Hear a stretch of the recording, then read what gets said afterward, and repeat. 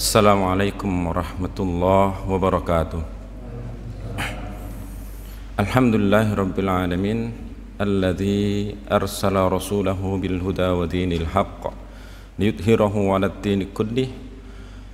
Asyhadu an la ilaha illallah wa asyhadu anna Muhammadan 'abduhu wa rasuluh. Allahumma shalli 'ala Muhammad wa 'ala ali Muhammad, amma ba'd. A'udzu billahi minasyaitonir rajim. Bismillahirrahmanirrahim.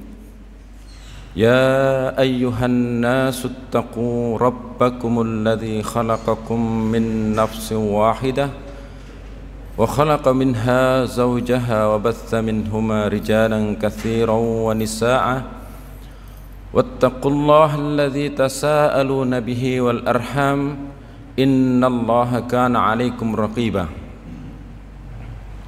Wa qala Rasulullah sallallahu alaihi wasallam, khairukum man ta'allama al-Qur'an wa 'allamahu.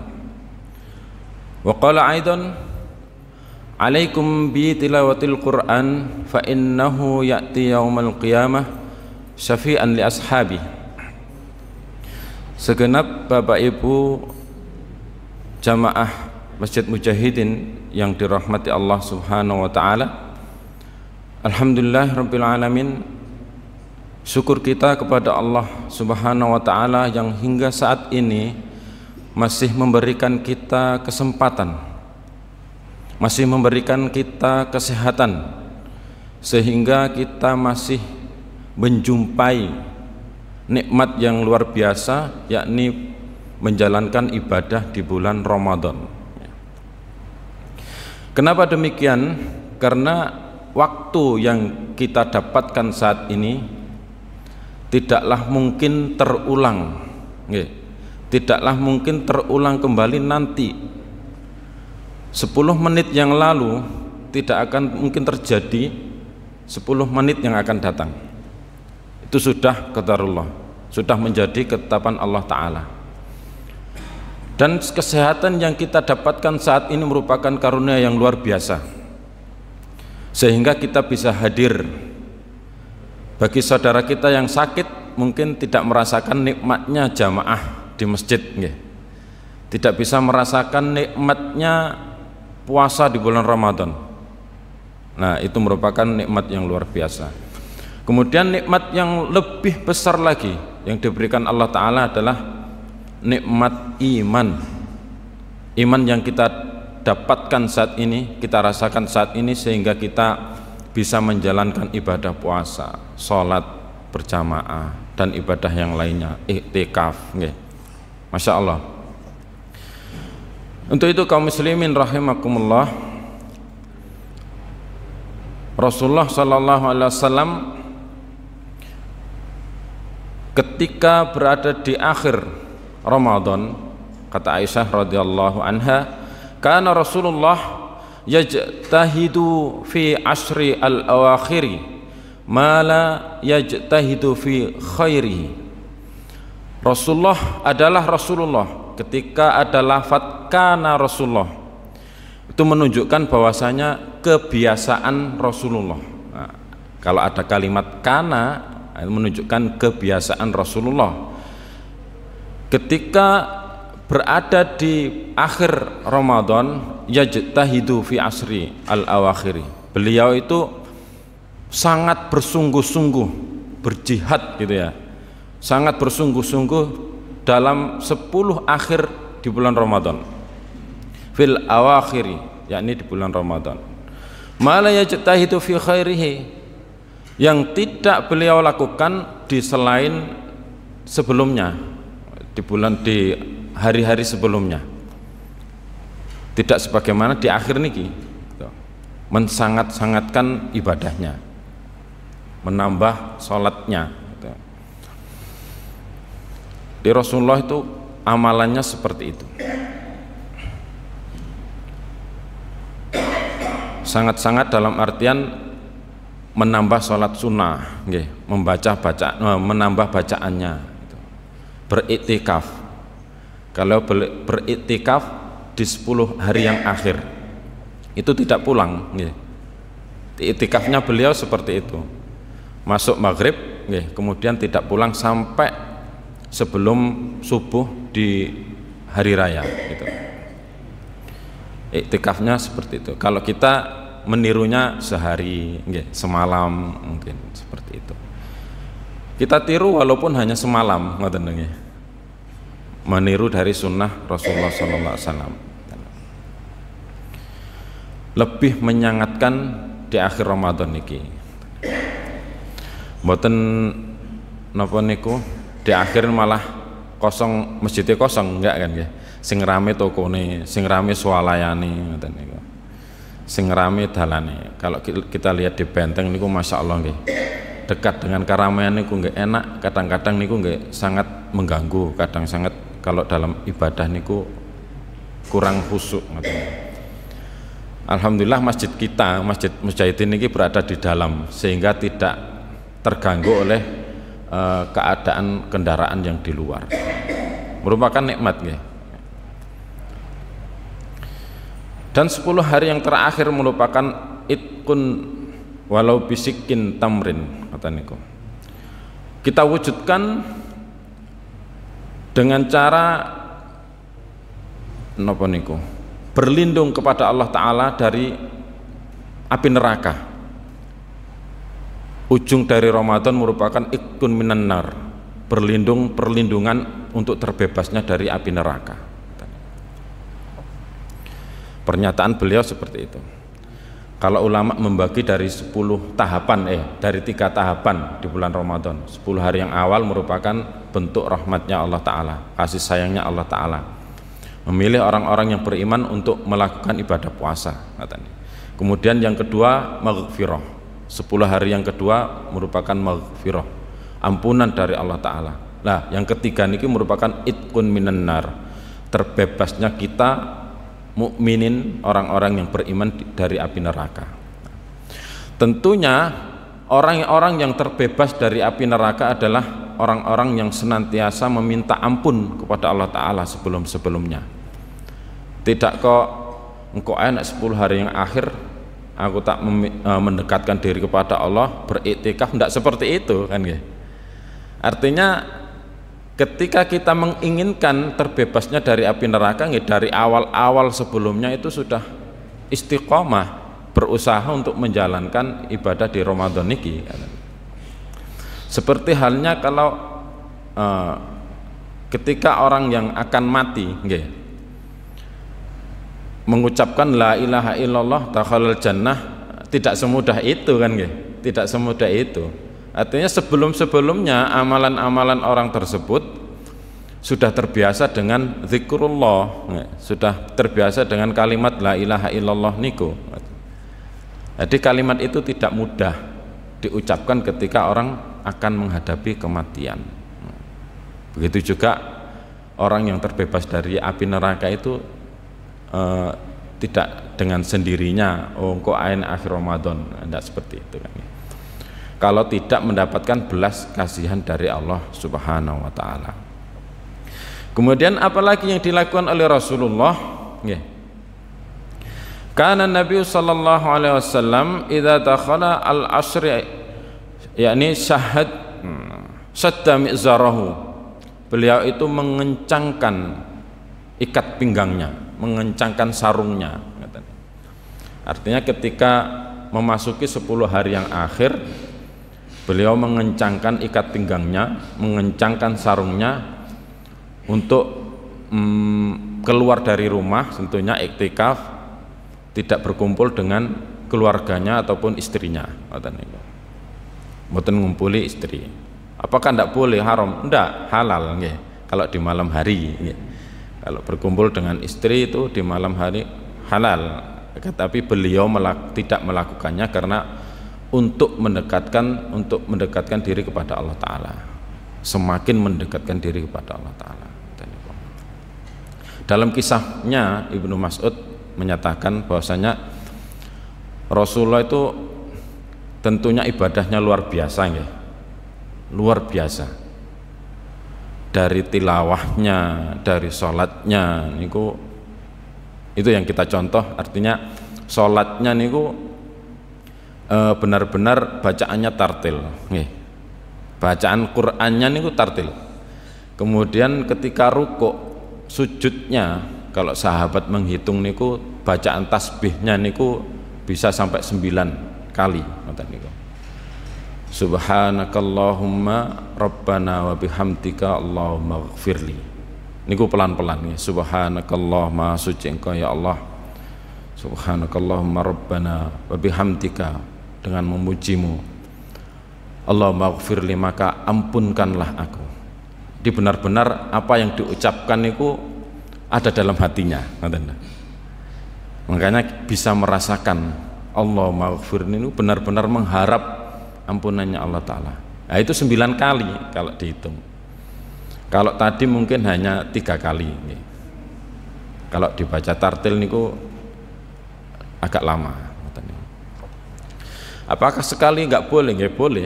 Nah, itu merupakan sunnah mawon. Lah apalagi di bulan Ramadan, Ibnu Mas'ud menyatakan ketika di akhir Ramadan ada sahabat yang ketika itu tidur dalam kondisi yang gerimis, yang tanahnya itu sangat basah, membasahi, kemudian sahabat yang tidur itu sangat capeknya, sangat lelahnya ketika setelah sholat.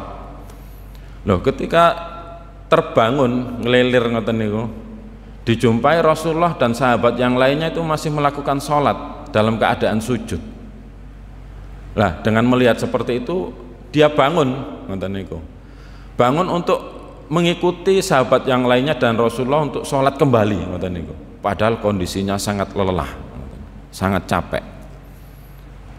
Nah, itu menunjukkan berlomba-lomba dalam akhir Ramadan niku. Bangun untuk sholat lagi, padahal kondisinya menggigil kedinginan. Kemudian dijumpai Rasulullah ketika bangun dari sujud niku, masjidnya kan berupa tanah ya, dahi dan hidungnya niku banyak tanahnya, karena tanahnya basah niku menempel di dahi dan hidungnya. Nah, itu tidak dibersihkan ya, karena itu menunjukkan ketika dalam sholat apapun yang ada di dahi kita niku jangan langsung dibersihkan ya, ada fadilah tersendiri. Loh, sakit, nek sakit dihilangkan. Kalau tidak merasa sakit ya tidak perlu dihilangkan. Kemudian sahabat Anas niku mengambilkan kain yang kering untuk menyelimuti Rasulullah. Ini Rasulullah kain yang kering agar engkau tidak kedinginan. Jangan. Nah, Rasulullah menolak, tidak mau. Aku tidak menginginkan kain yang kering untuk menyelimuti aku, sehingga kita dapati sahabat yang lain itu dalam kondisi kedinginan. Jadi Rasulullah tidak ingin hangat sendiri sementara yang lainnya dalam kondisi kedinginan. Jadi sama-sama merasakan kedinginan waktu itu. Itu ya. Syadda mi'zarahu itu menghindari menjauhi istrinya untuk tidak melakukan jima, ya. Kemudian menyangatkan dalam beribadah, dalam sholatnya. Kemudian wa ahya lailahu, menghidupkan malam-malamnya. Kalau iktikaf mungkin berdiam diri di masjid, nggih. Mosok kok meneng tok kan ndak nggih? Tidak, tentunya baca Quran. Nek pegel nggih istirahat, tidur mungkin nggih. Kemudian sholat malam lagi. Loh, apakah boleh tadinya sore setelah Isya sudah melakukan taraweh, apakah boleh nambah lagi? Boleh. Kalau sudah ditutup witir artinya tidak ada witir lagi kan ya. Kalau sudah melakukan witir ya, di akhir malamnya tidak ada witir lagi, cukup menambah 2 ngoten mawon. Artinya sudah dilakukan di awal, witirnya sudah dilakukan, jadi tidak ada witir lagi. Witir hanya 1 kali ya, mungkin 1 rakaat, 3 rakaat, 5 rakaat boleh. Menambah 2 rakaat boleh, silahkan. Jadi tidak ada batasan kok hanya 8 rakaat, enggak. Lah itu Rasulullah katanya sholat malamnya hanya 11 rakaat.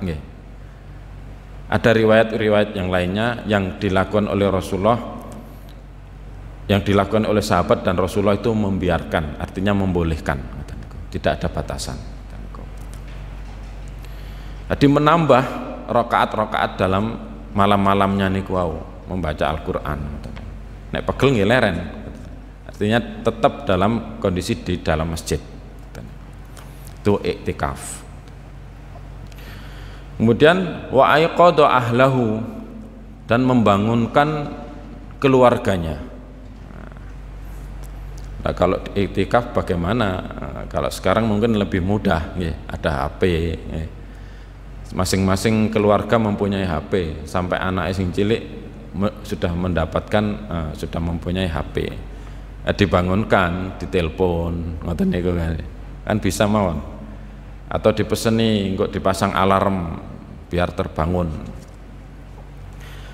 Nah, itu tugasnya siapa? Ngoten niku. Apakah ibu-ibu atau bapak-bapak? Nah, tentunya kerjasama, ya, kerjasama dalam keluarga niku. Nek ibu mboten, nek bapak mboten membangunkan ke ibunya, ngoten niku. Sama-sama bekerja sama. Endi sing dhisik buka, ngoten niku, membangunkan kan ngoten. Jadi keluarga niku napa niku ada kerjasama dalam ibadah, ngoten nggih. Dalam beribadah niku ada kerjasama. Jadi sama-sama saling mengingatkan. Seperti hal ini saat ini kan ya, watawasau bil haq kan ya, saling mengingatkan dalam kebenaran. Watawasau bil haq, watawasau bis sabr, dalam kesabaran. Jadi ibadah niku pun kalau tidak sabar nggih, pegel kan nggih.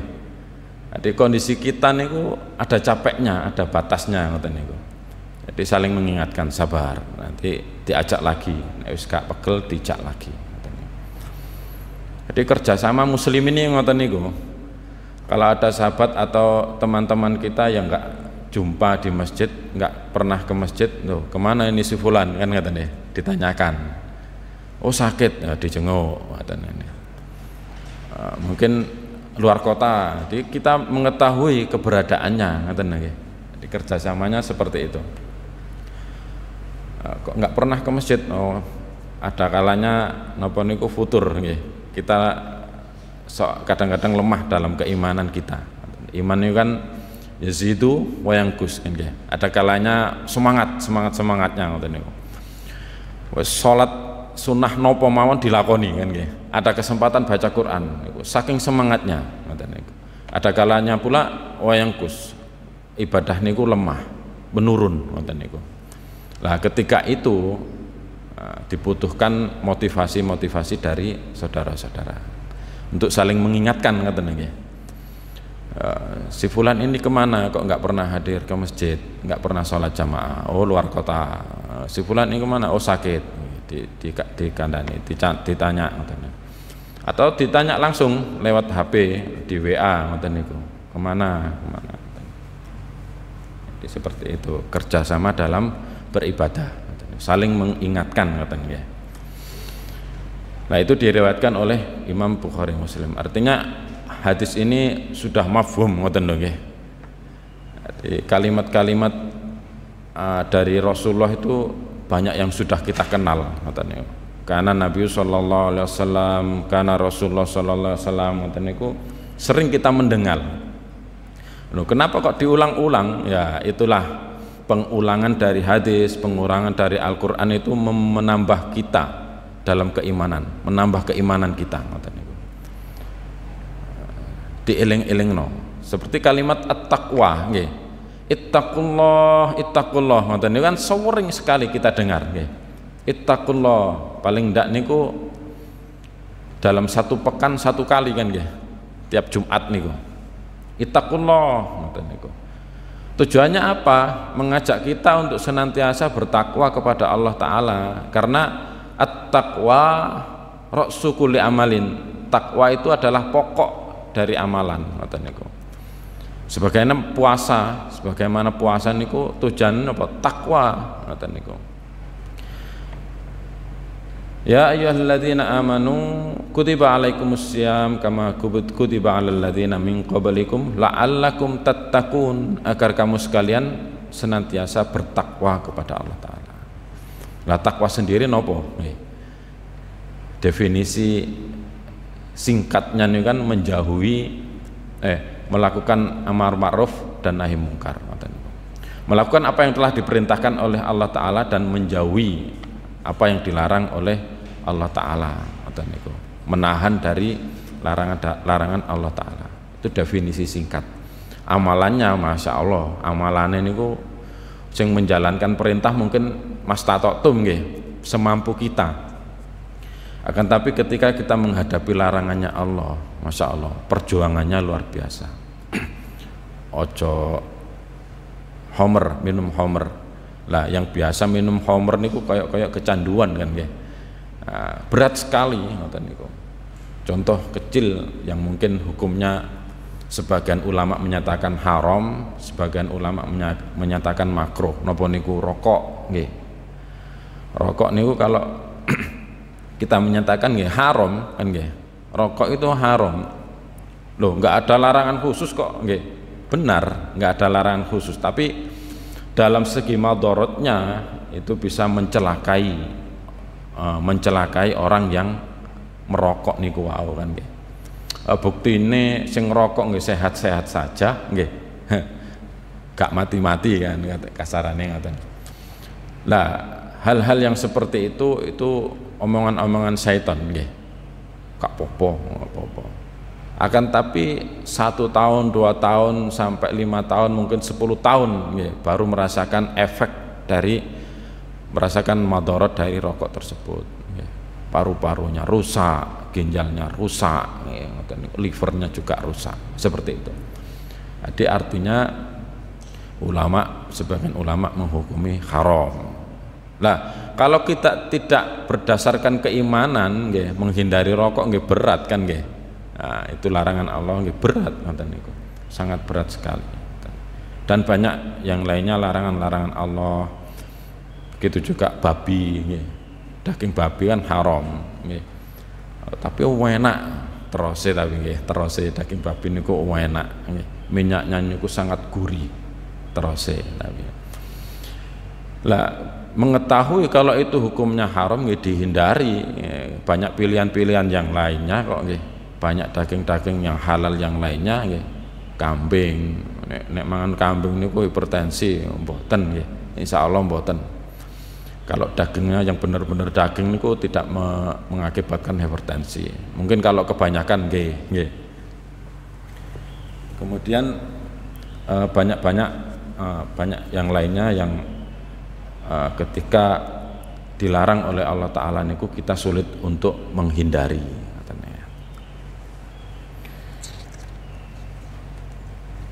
Kemudian apa yang dilakukan ketika Rasulullah itu memasuki hari yang akhir, ketika sudah melakukan iktikaf, melakukan banyak sholat, menambah-nambah sholat sunnah, kemudian membaca Al-Quran tidak hanya sekedar membaca, tartil juga, kemudian mentadabburi, menghayati, mengetahui apa yang ada dalam Al-Quran. Apakah perlu? Sangat perlu. Karena dengan kita mengetahui arti dalam Al-Quran, makna dalam Al-Quran, maka bisa menambah keimanan kita. Dalam artian yang sering kita baca Al-Fatihah. Alhamdulillahi Rabbil Alamin. Alhamdulillah, segala puji bagi Allah Rabbil Alamin, pemelihara Rabb sekalian alam. Kalau kita mengetahui artinya, maka kita bisa merasakan nikmatnya sholat. Kalau hanya sekedar di dalam lisan mawon kayak biasa kan, gak iso cepet. Memang membaca dengan hati niku ndak ada yang katanya cepet niku. Iyyaka na'budu wa iyyaka nasta'in merupakan ikrar kita kepada Allah Ta'ala. Iyyaka, kepada Engkau ya Allah, na'budu, kami menyembah, kami beribadah kan, bentuk pengikraran kita ngoten niku. Wa iyyaka nasta'in, dan kepada Engkau ya Allah kami memohon pertolongan. Jadi benar-benar apa yang ada di lisan kita niku juga ada dalam hati kita ngoten lho. Tidak hanya sekedar lisan tok ngoten niku. perlunya kita memahami dari kalimat-kalimat Al-Qur'an. Bahasanya kan bahasa Arab nggih. Jadi kalau kita tidak belajar nggih, tidak bisa merasakan nikmatnya sholat kan ya.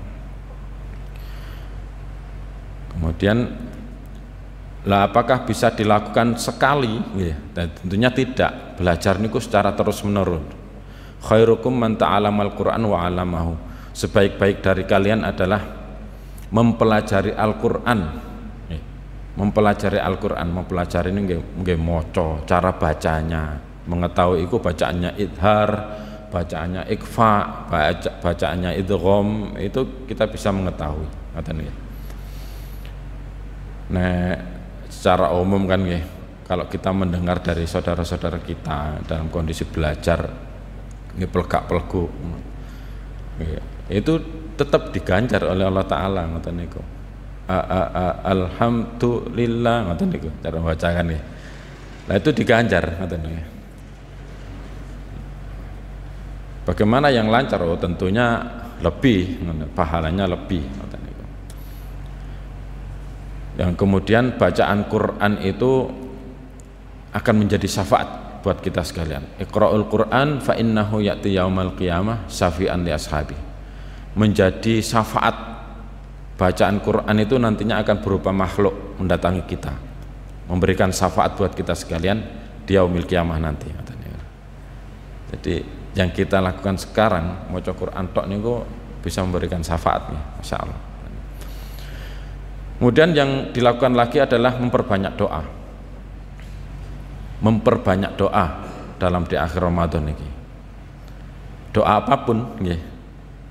Kalau yang sering dilafalkan oleh Nabi adalah Allahumma innaka afun tuhibbul afwa fa'fu anni. Allahumma ya Allah, innaka sungguhnya engkau afun, maha pemaaf, maha pengampun nggih. Tuhibbul afwa, engkau itu mencintai, menyukai orang-orang yang meminta maaf, meminta ampun. Fa'fu anni, maka ampunkanlah aku, maka maafkanlah aku. Ada lafalnya fa'fu anna, sama, maka maafkanlah kami. Kalau fa'fu anni kan dhamirnya ana, jadi belakangnya ni. Kalau fa'fu anna itu dhamirnya nahnu. Kalau sing belajar nahwu nggih, fa'fu anna dhamirnya nahnu, artinya kami. Kalau kita membaca bersama-sama fa'fu anna, kalau dibaca sendiri fa'fu anni. Itu dilafalkan, diriwayatkan oleh Imam Tirmidzi. Dilafalkan ketika longgar, ketika setelah selesai sholat, sering membaca Allahumma innaka afun tuhibbul afwa fa'fu anni niku. Ya pelan-pelan, mboten kaya Allahumma innaka afun tuhibbul afwa fa'fu anni. Kan artinya di dalam hatinya ndak tersentuh ngoten nggih. Jadi doa-doa kita niku sinkron antara lisan dengan hati kita ngoten niku. Kemudian kita menghindari hal-hal yang sia-sia. Waktu yang sia-sia, amalan yang sia-sia, napa mawon, menyia-nyiakan yang lain-lainnya ngoten niku. Nganggur napa niku turu wae. Apakah turu ndak boleh? Boleh ngoten niku. Alangkah baiknya ketika tidur sudah cukup nggih, ndolek aktivitas yang lainnya yang bernilai ibadah ngoten niku. Amal soleh, ngresiki masjid ngoten niku. Mboten Mas Rio tok sing ngresiki. Yang lainnya juga perlu membersihkan, membantu ngoten. Karena apapun yang kita lakukan di masjid itu, walaupun hatta mengambil sampah yang kecil ngoten niku, putih-putih ngoten niki, itu dinilai pahala oleh Allah Taala. Tidak disia-siakan ngoten niku. Tidak bisa membersihkan yang besar, kita bersihkan yang kecil.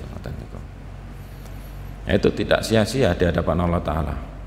Nah, apalagi hal-hal yang sia-sia ketika kita sudah memegang sing namanya setan gepeng HP niku, masya Allah, waktu yang 1 jam niku dawiluk kan nggih, koyok dawiluk. Tapi nek maca Quran 5 menit koyok wis sawe kan nggih. Ngoten niku. Setan niku ngoten niku. Menghias-hiasi amal ibadah kita niku kaya wis sawe. Wis sawe niku wis oleh sak lempir, wis oleh sak jus. Seperti kok wis banyak ngoten.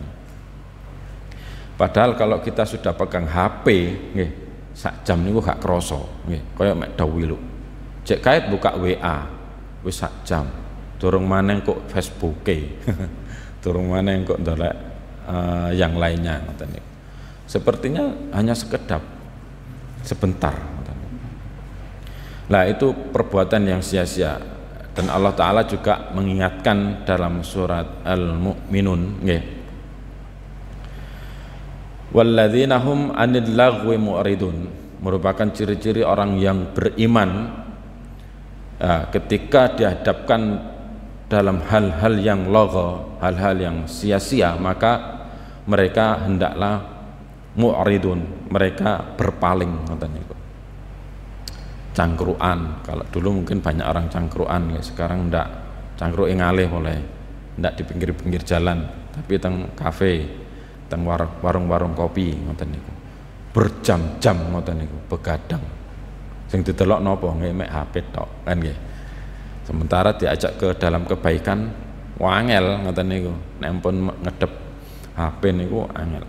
Makanya PR untuk orang tua termasuk saya sendiri ketika menjumpai anak-anak kita yang sudah lama memegang HP nggih, diingatkan ojo wis leren HP ini leren maca Quran kan ngoten nggih.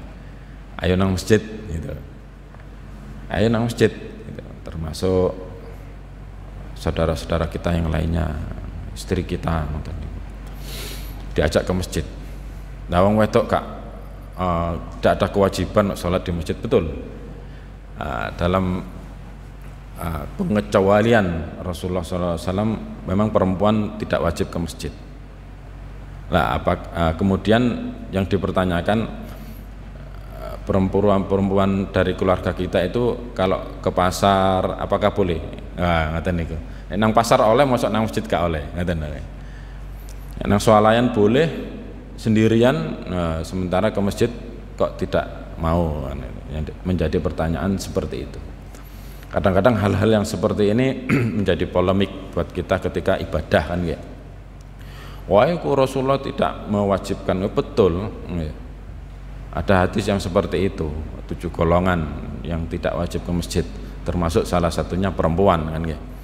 Tapi nek konsekuensinya seperti itu, nek nang pasar ya aja oleh, sing nang pasar ya bapake atau diantar. Nang pasar dewe, nang swalayan dewe, mosok nang masjid gak gelem. Seperti itu kan.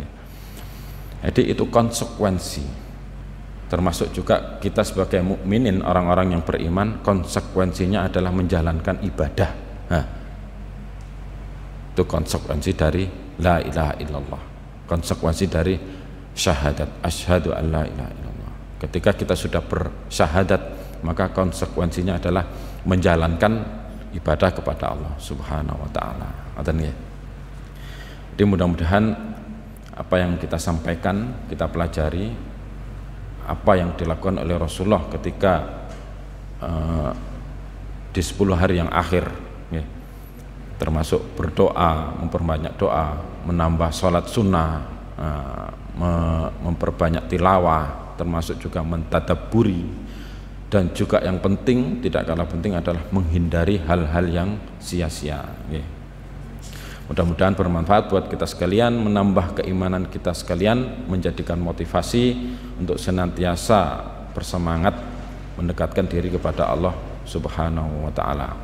Rabbana taqabbal minna innaka antas sami'un alim wa tub 'alaina innaka antat tawwabur rahim. Sallallahu ala Muhammad wa ala ali Muhammad. Alhamdulillahirabbil alamin. Wa akhiru da'wana assalamualaikum warahmatullahi wabarakatuh.